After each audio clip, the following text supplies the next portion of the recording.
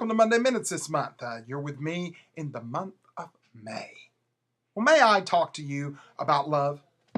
May I talk to you about what real love is? Love does not seek its own way. Love does not seek its own desires. Love thinks of the desires of God and the desires of your brother. Now, this month, I'm talking from a message that is really powerful called the love filter.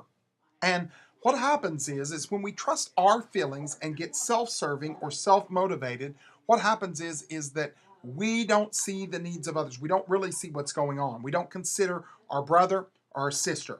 Now, the King James Version Bible, when it talks about brotherly love, it calls that charity. In our day, we call charity giving something to someone in need. Did you ever think that your brother needs you to look through the eyes of love? Needs you to really look at what's going on in their life before you react to things? Or are you self-serving, following your own feelings?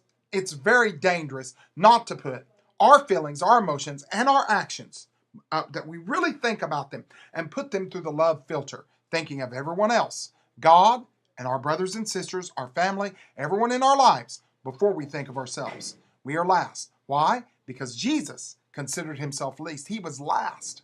Yet the first shall be last, and the last shall be first. Meaning that God will look over your life and look into you whenever you think of others first. He then puts you first. In other words, he's going to make sure everything's kept care of. So we're talking about the love filter. This is why Jesus said in Matthew 22:37 through 40, "Thou shalt love the Lord thy God with all thy heart, all thy soul, all thy mind." Mark adds strength. Okay? That's the first and great commandment. And the second is like unto it, thou shalt love thy neighbor as thyself.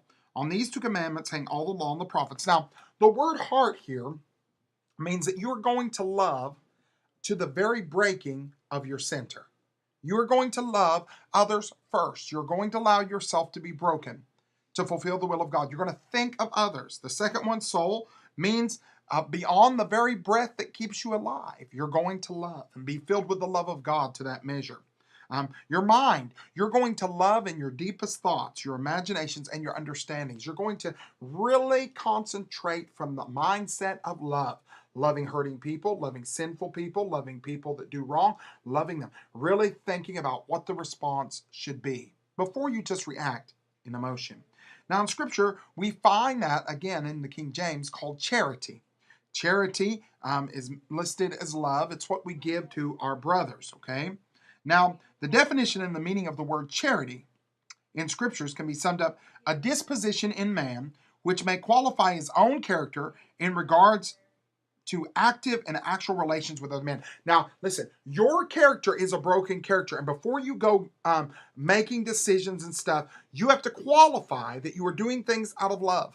Is this out of love? Love for you? Now listen, it can't be out of the spirit of fear, can't be out of the spirit of doubt, unbelief, all this stuff, stoning your brothers and sisters with stones. God is the vindicator. He knows what's going on. Your job is to be filled with love. Colossians 3, let's go to 1 Corinthians 8:1. Knowledge. Now, we're talking about what knowledge means here. Knowledge, what man perceives to feel or to be aware of. That means all your feelings, what you think you know, okay? It puffs up. That word puffs up means increases the natural man, the sinful man. But charity edifies. It builds a house. It covers a house like a roof. If any man thinks, that means he seems to have a record of speaking truth or good reputation, that he knows that he's aware of anything, he knows nothing. Nothing as he ought or should know. But if any man love God first, the first commandment, the same is known of him. So before you think you know something, you better think about God's love. You better operate in God's love. You've got to operate in God's love first. Put your thoughts, put your feelings, put everything through the love filter of what God would desire, not what you desire.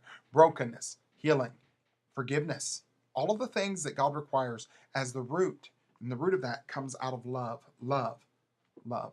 Okay? Let's watch these Capitol tours, and I'll be right back. Welcome to the great state of Pennsylvania.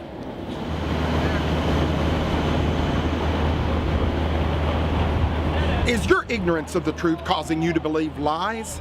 You know, if you don't know the truth or the basic principles of God's Word, you have nothing to decipher with. Right here, a quote, outside of the Pennsylvania Capitol in Harrisburg, Pennsylvania, it says, "May God preserve the Constitution and the Union." How can God preserve anything? God is a spirit. I'll tell you how. God gets inside of people and they want to obey the Constitution, and the Spirit of God causes a union inside the hearts. That's a quote right here from Buchanan, right here in the capital of Pennsylvania. You are in a time where people will believe a lie over the truth. We've got to let God come in our hearts, and we've got to want the meaning of the Constitution, and we've got to want the meaning of union. With devils in your heart, you won't even be able to discern the truth. Love. We're talking about love. We're talking about the love filter. Putting yourself through a filter. Putting all your actions through it. Your thoughts, not what you want, not your hurt, not your pain, not accusations in your mind. You cannot go getting on to people when things haven't really happened. And then after they happen, you have to go pray and put on love. Love. What does love do? It restores, it forgives, it heals, it helps. So you'll want to watch the rest of these Monday Minutes this month on love. Get the free sermon this month, the love filter. I'll see you next Monday Minute.